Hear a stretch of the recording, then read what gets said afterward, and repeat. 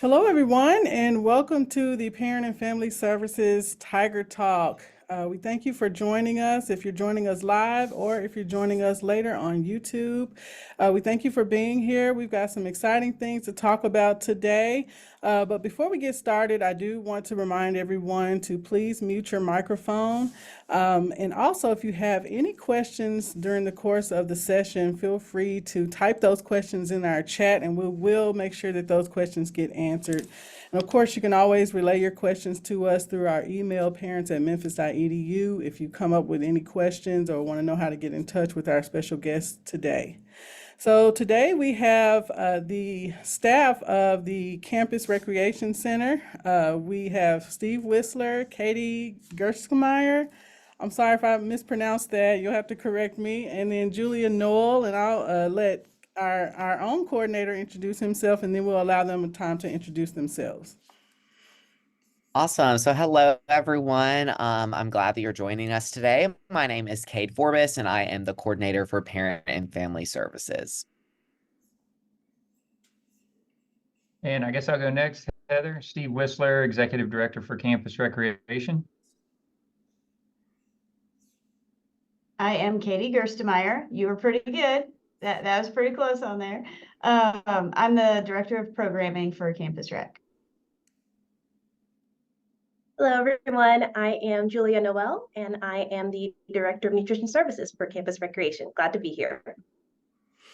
Well, we want to thank our guests for being here today to talk about how you can support your student on their health, exercise, and nutritional journey. There are things that happen outside the classroom that contribute to student success, and one of those things is making sure our students are healthy, that they're getting their fitness and nutrition in, and those things will help them be able to cope with things that happen in their lives, and also be able to use those bright minds in the classroom. And so first, before we get started with our list of questions that families have submitted to us, I do want to ask a fun little question there. So, and we'll give our guests a chance to respond. So what do you all like to do for fun in the city on the weekends? Well, I'll go first. I enjoy eating out. And, one great thing about being in Memphis, a big metropolitan area, is you got so many choices and they keep growing. So I don't think I have enough time in my life to go to every place I want to go to eat, but I certainly enjoy a weekend outing with my wife and kids and trying some of these new places out.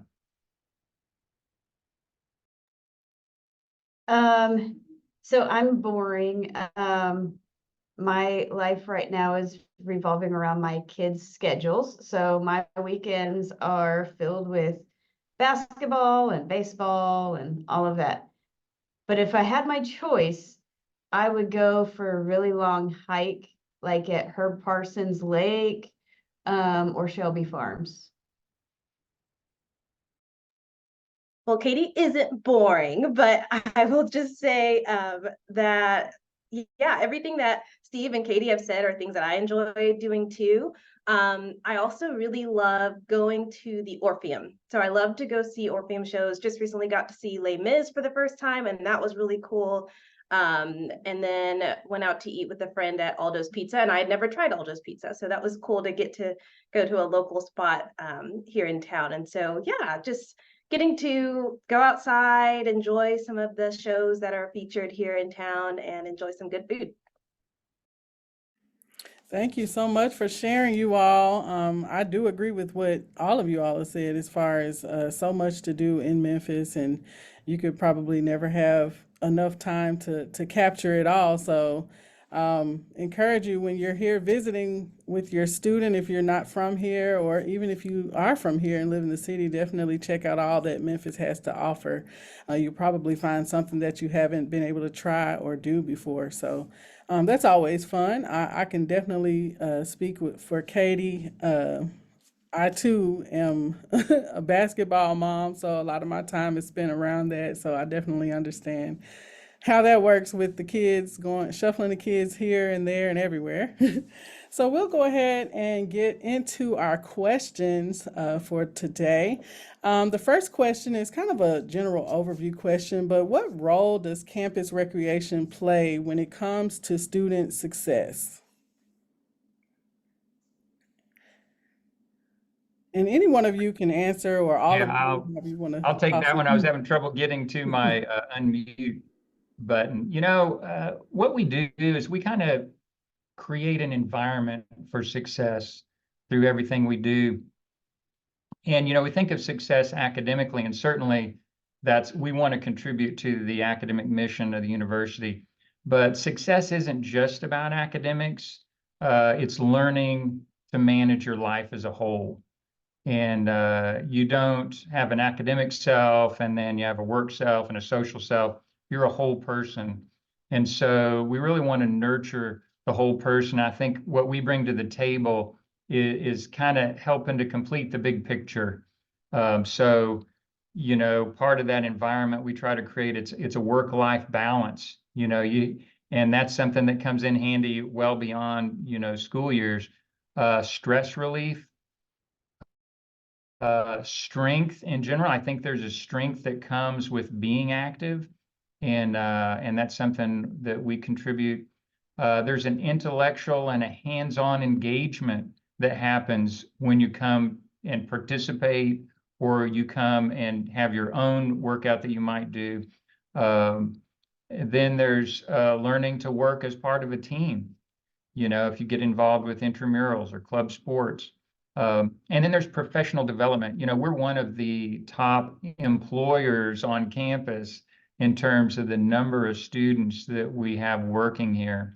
And so professional development is another thing that I think we bring to the table. Awesome. Great answer. Thank you for that. So next up, we have a pretty basic question, but what services does the Recreation Center provide?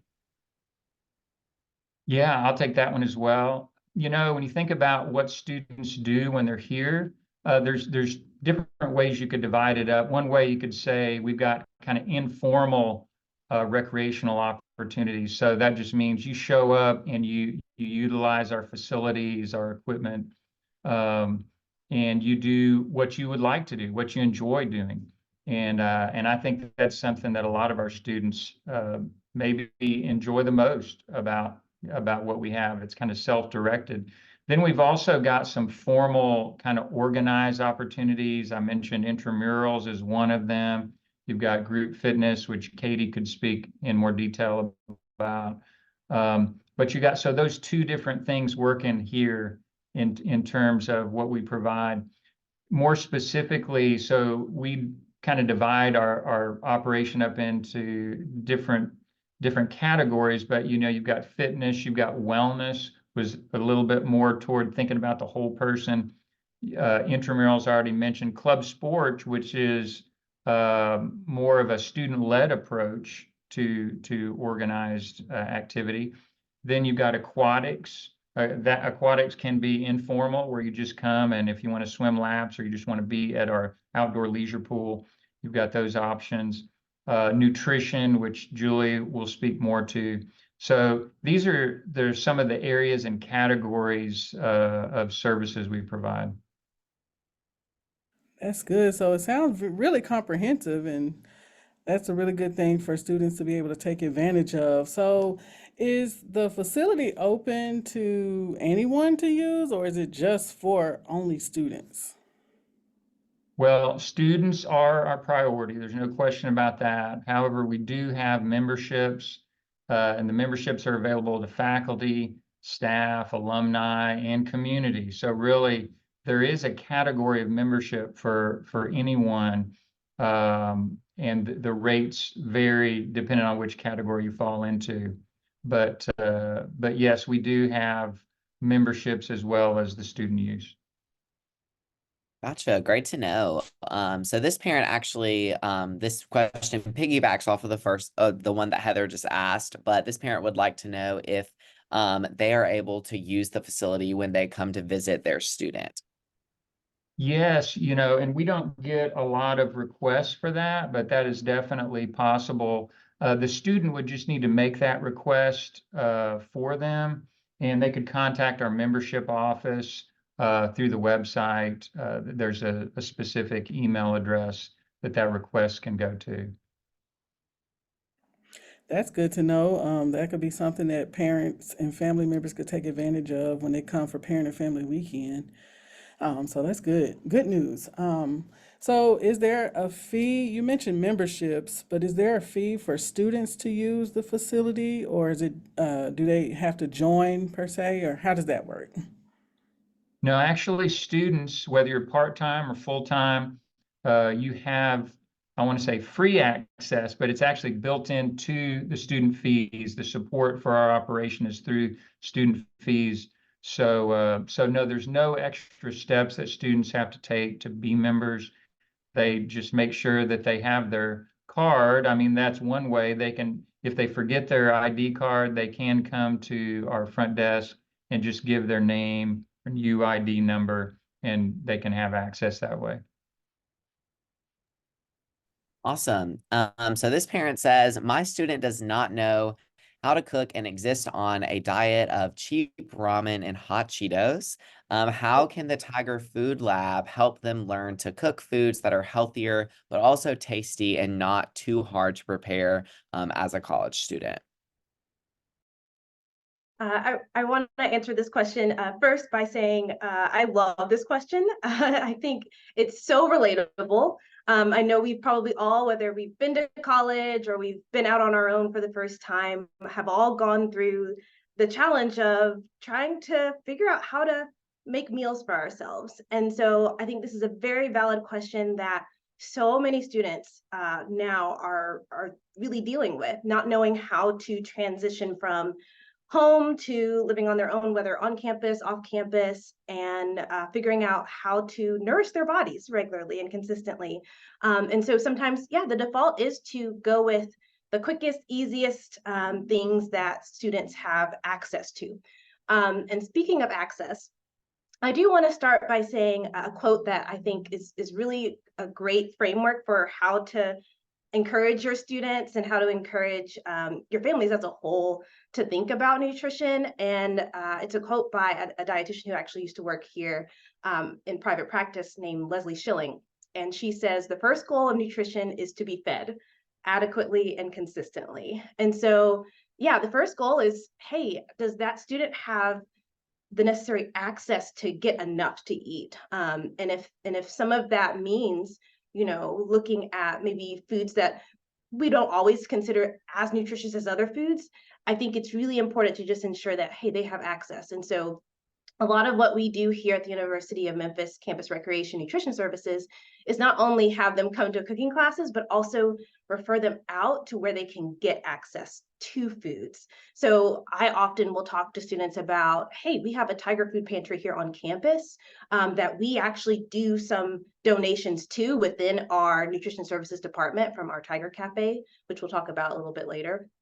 But I definitely encourage them to figure out how to get access to food in general, first and foremost, whether it's microwavable things that are ready to eat, kind of making sure that they have the access that they need, because their body has to be nourished regardless of their cooking ability and what they have access to in their dorm or in their apartment and the cooking utensils and supplies that they have.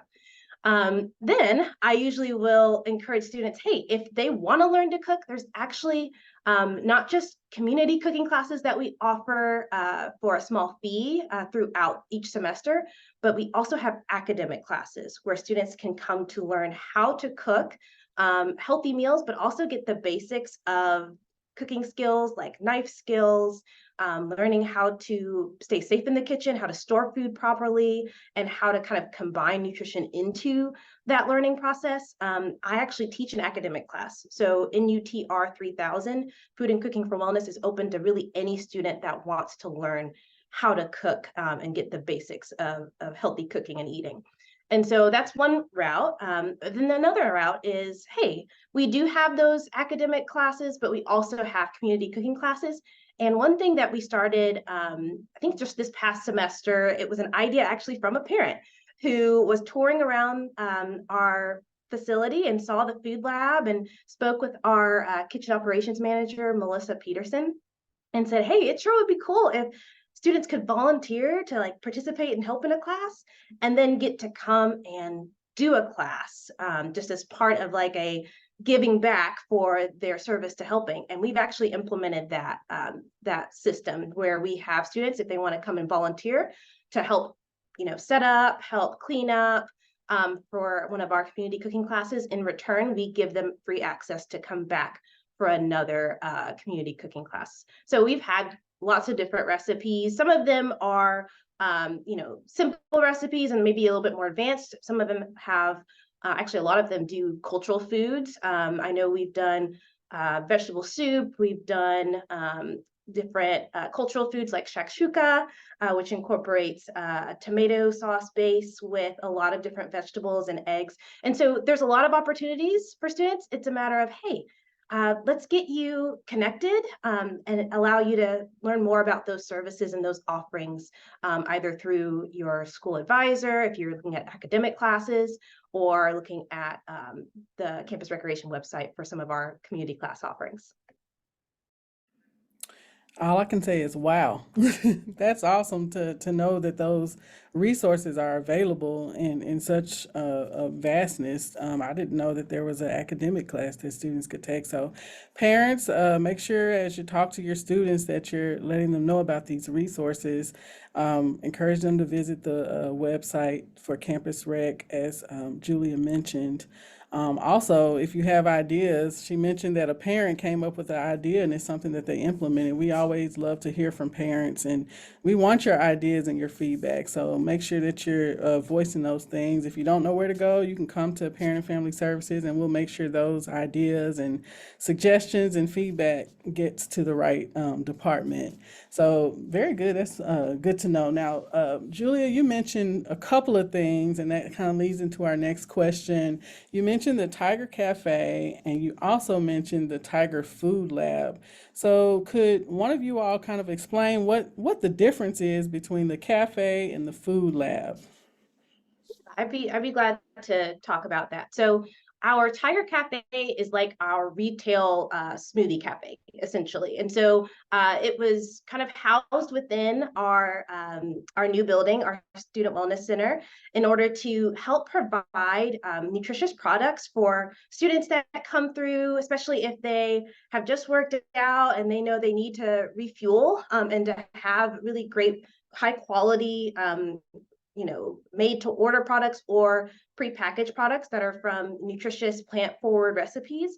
We've got that available. So we offer smoothies, we offer prepackaged snacks with fruit.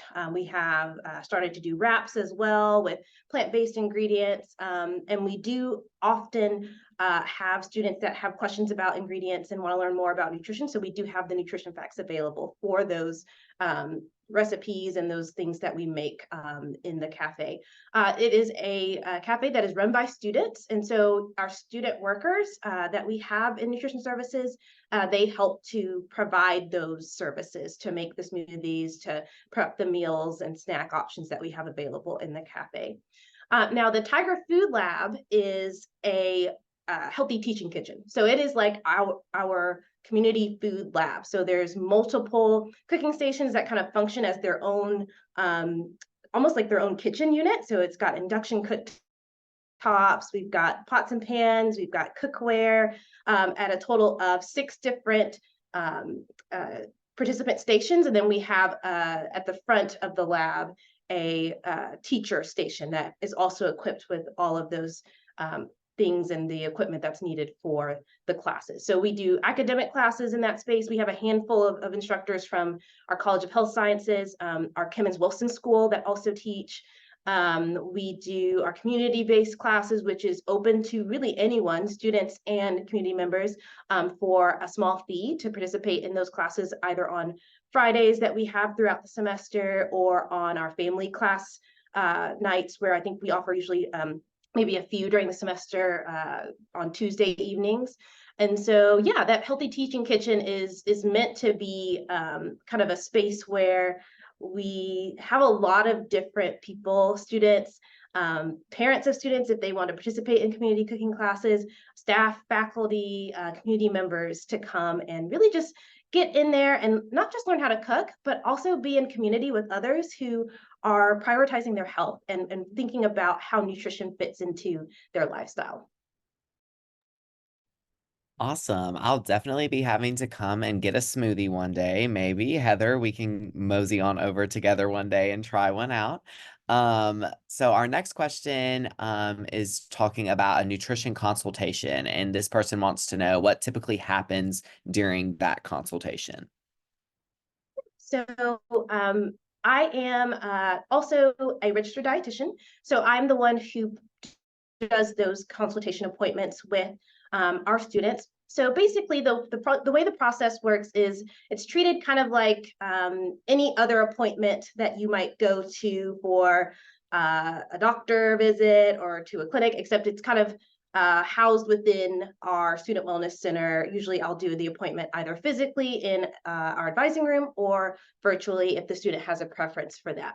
So what we have them do is we have them fill out an intake form, which is basically just giving us information about, hey, what their current nutrition, exercise, health habits and routines are, and then asking more information about, hey, are you on any medications right now? Do you take any supplements? What does a typical day in the life look like for you in terms of what you eat and drink? And then we also have questions about their relationship with food and their bodies. Are they dealing with challenges in relation to how they see food or how they see themselves and their body image? And so looking at that information beforehand, that allows me to prepare to work one-on-one with those individuals. And so they will receive an email from me allowing them to schedule that visit. Usually the initial visits we do are about 45 minutes to 60 minutes. And then follow-ups are 30 minutes and they're completely free. So this is also included in the services that we have available through our campus recreation department to allow students to know, hey, you don't have to pay to see a dietitian. And I know a lot of times that's an inaccessible service out in the community for a lot of people. And so I think it's really great that we have built into our structure the opportunity for students to come and not just do like a one-off appointment, but to actually have follow-up visits. Oftentimes I'll recommend every 4 to 6 weeks if students want to continue to work towards setting goals for their nutrition, working with me to talk about things like weight neutral nutrition counseling, intuitive eating, working through a health diagnosis that they may have, or any other goals related to maybe sports performance or just general nutrition. Or if they have interest in learning how to cook, we can talk about some tips and things for that as well. So yeah, the nature of it is just kind of a formal meeting throughout the week.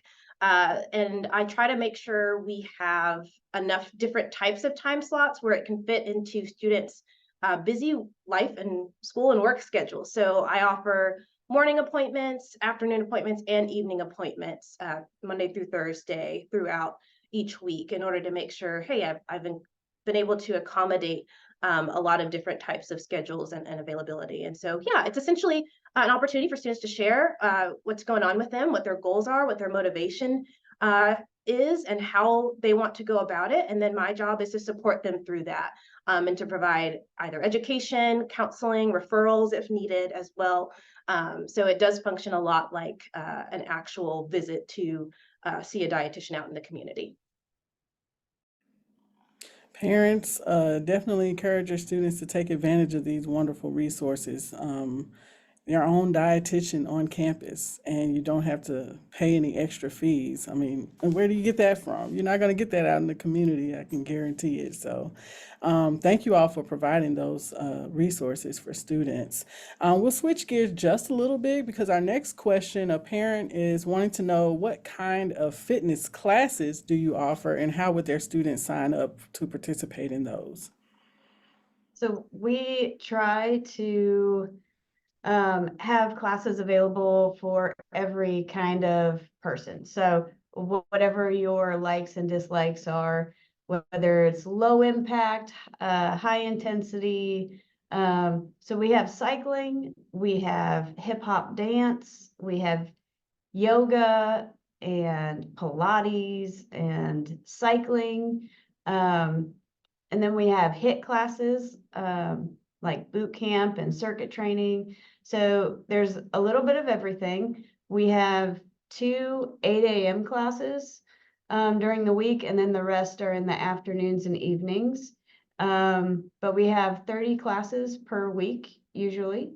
So there's a lot of different choices. The student can register on our website.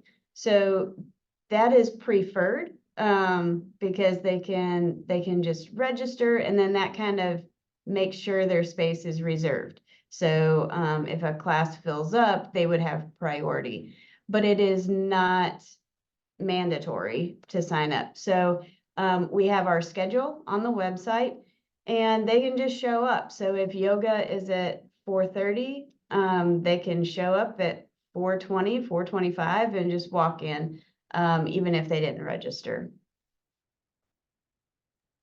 Awesome. Some really great offerings. So this next parent would like to know what intramurals are and how do they really work? So for the students that like sports, instead of maybe going on the treadmill, intramurals are a great way to get that physical activity out and have that social team aspect, I guess you could say. So intramurals are sports that students form teams and then they play against each other. So we have 5-on-5 basketball going on right now. We have badminton, racquetball, pickleball, soccer. We usually do flag football in the fall with outdoor soccer and some other things. Volleyball is another one. So it's just a great way to get some exercise in, get moving, and also visit and have fun with other people who are maybe more athletically minded than others. But it's all within the University of Memphis community. So it's not like they're forming a team and playing other universities. So it's just with friends. It's fun, just very, very informal. And fun is really the goal with physical activity. So. I can definitely attest to intramurals. Way back in the day when I was a student living on campus at the U of M, I played basketball in high school and didn't play in college, but I never wanted to stop playing basketball. And so I found some other ladies in the dorm who wanted to play basketball, and we formed our team and named our team, and we had like really fierce competition. Like it was Yeah. fun. We recruited a coach who was also a student. And we just had a lot of fun. So if your That's student great. is like that, definitely encourage them to take advantage of intramurals because it's a lot of fun. And I have those memories that I can always keep with me of the experience too. So another parent has a student who does not know how to swim, and they want to know, are there lessons? I think Steve mentioned aquatics. Do you provide private or group lessons for students? So students have 2 different ways they can go about getting swim lessons. So just kind of like learning how to cook, and there's an academic class, but then there's also the lunch classes that they can pay for individually. The same thing kind of goes with aquatics. So there are physical education swim classes. So it'd be a semester-long class where they are in the indoor pool and they have an instructor with maybe like 8 to 10 other students that are trying to learn how to swim. Another option is the YMCA uses our indoor pool to do swim lessons, and those would cost extra money, and they can sign up or they can get information from our website, but it's really done through the YMCA. I think they give a discount for our students. But we do offer some swim lessons, but it's not technically through Campus Recreation. It's just our facilities. Gotcha. Good to know. Alrighty, so this parent is a little concerned because their student schedule doesn't always allow her to visit the center regularly or as regularly as she would want to. So they want to know if you have any tips that could help her incorporate exercise and fitness into her already so busy schedule. I can definitely relate to this. And it's just something the student is going to have to do for themselves. And so they're going to have to decide to actually implement these tips into their schedule and stick with it. So the number one thing that I like to teach is treat a workout like it's a doctor's appointment, because the more time that you spend trying to be healthier, so through physical activity and proper nutrition, that's going to decrease your risk of having to go to the doctor and having chronic diseases later on. And so treating it like an appointment that you have on your calendar. So if there is some way to mark off Mondays at 2 and maybe Fridays at 11 a.m., whatever it may be, for 30 minutes or an hour, whatever she can do, try to do that and say, okay, it is 2 o'clock. I'm going to stick to it and go. And don't schedule anything for that time. Say, nope, that's my workout time. If that's not possible, one thing I had to do when I was in grad school is I would get lost in, I wouldn't even know what time it was. And then I'm staring at a book or a computer screen, and suddenly 3 hours have gone by and I didn't even know it. I started to set an alarm for every hour, and I would get up and just walk, go to the bathroom, go to the water fountain, or just make a lap, or do some jumping jacks or some squats, and then get back to writing my paper or whatever. But just taking short breaks and moving your body. Some general tips are, when you go to the store, park in the farthest parking spot to get those extra steps in.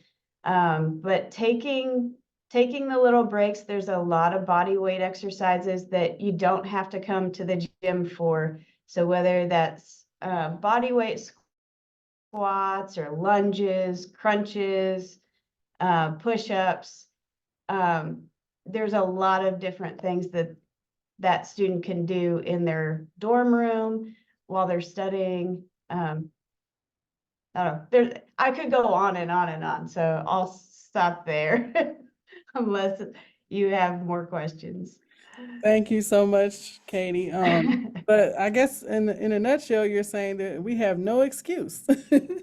Some way, Nope. somehow, you have to determine in your mind that you're gonna incorporate it and carve out that time little by little. So I have to tell Well, and you. one more thing about that, Julia made reference to somebody who quoted about nutrition, but my quote that I like is, motivation follows results. It doesn't come before the results. So the motivation comes after you start seeing results. So you have to fight through I don't want to do this, I don't want to do that. So you fight through that and you do it anyway, and you will start seeing results. Or I really want to eat that whole pizza, but you resist and only have 2 slices or something like that, and you start seeing the results. And that's what will create the motivation to stick with it. Very good to know. Motivation follows results. I'll keep that in mind. We have a couple of more questions. I'll take this one. My daughter has had a personal trainer when she lived at home. And this parent wants to know, now that she's away at school, do you all offer any like personal trainer services that her daughter could take advantage of, or at least community referrals? Yes, we have 4 personal trainers that are on staff. So the student can go to the website and sign up.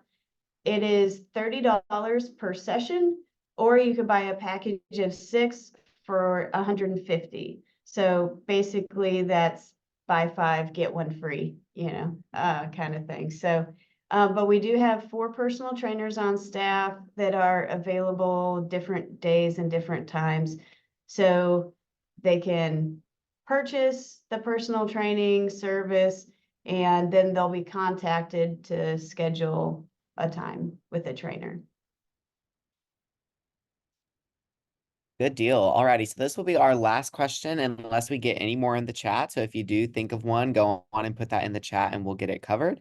But lastly, this parent says that their son has decided that he wants to lift weights, but they are afraid that he will injure himself. So do you have staff in the weight room who can assist and train those who aren't necessarily professionals in this kind of matter? We do have fitness attendants that are walking around each floor to ensure safety, number one, and then also clean. They are able to help teach how to use the strength machines and the cardio machines, but they are not certified trainers or anything. So it would be best if that student got connected with a personal trainer just to kind of jumpstart and make sure they're doing it correctly. But if they're only wanting to know how to use a specific machine, there are people here during our open hours that can help with that. Great, great to know. So your student will be safe while they're pursuing their workout goals. So that's good to know that they have people they can call on for help. Well, that's the list of questions that were submitted to us beforehand, and I don't see anything in the chat right now. So what I'll do is open it up for Katie, Julia, Steve. If you have any final thoughts you want to leave with family members, any encouragements or anything like that, please feel free to go ahead and do that now before we move on to our announcements. Well, I just wanted to chime in and say we really look forward to seeing your students come in. And so please, as you're talking to them, pass on some of what you heard today from us and direct them our way, because we would love to interact with them. And our website is a great resource. We really try to utilize that as a tool for communication and for some of the questions. You can probably explore through the website and find the answers, but we're not doing that to try to avoid interaction. We want to interact with the students. Any one of us will be available, myself included, would love to chat with a student about anything. And if I don't have the answer, I will know someone who does have the answer. And so any of us on staff can fill that role and look forward to it. I just want to say, so I also usually teach an academic physical education class.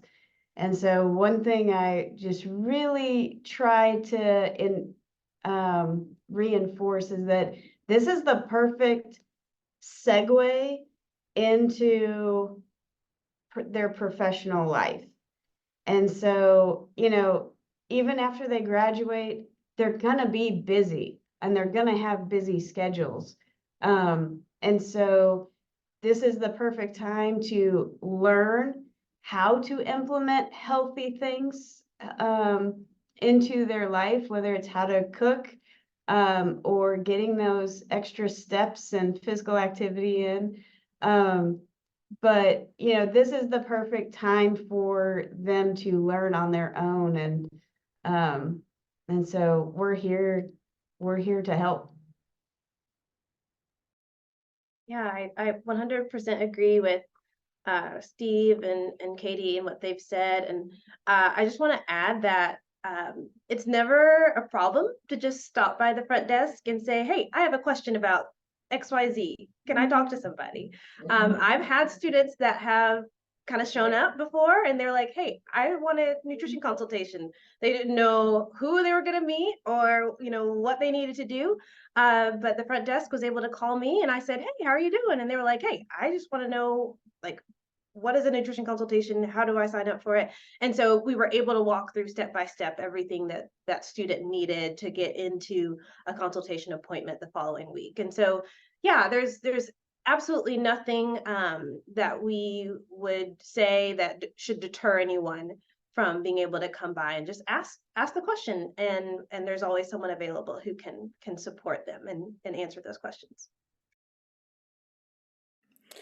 Well, this is awesome, some very good advice, and we want to thank our special guest from Campus Recreation for taking the time to share their services and tips, and they've left some really thought-provoking things, even in my mind, that I can incorporate for my own self. So we appreciate you all so much for participating and partnering with us. As I mentioned earlier, parents, if you have any questions that are lingering before this session or after this session ends, then feel free to reach out to us at parents@memphis.edu, or you can reach out directly to the Campus Recreation staff. We do have their contact information here on the screen for you. Let's see. I think there's something. Oh, we had something in the chat, but it's not a question. Definitely some feedback from family members. So sounds like everybody's excited and is going to take advantage of the resources and the information that we've had today, which is always good news. I do want to, before we end our session, to remind everybody about our next Tiger Talk topic. We'll be talking with mainly prospective and admitted families about new student orientation and what they can expect, their next steps, and we'll be partnering with the U of M recruitment and orientation staff for that. That'll be March 12th at 1 o'clock live on Zoom, and we'll also record it and have it available on YouTube starting at 6 p.m. that same day, and then on demand anytime after that. So we invite you to participate, tell a friend. We'd love to have parents to submit their questions ahead of time if you have questions. We want to make sure those get answered quickly and swiftly. So we thank you all for attending. This ends our Tiger Talk session for today. And we will see you on the next Tiger Talk. So have a great day. Go Tigers!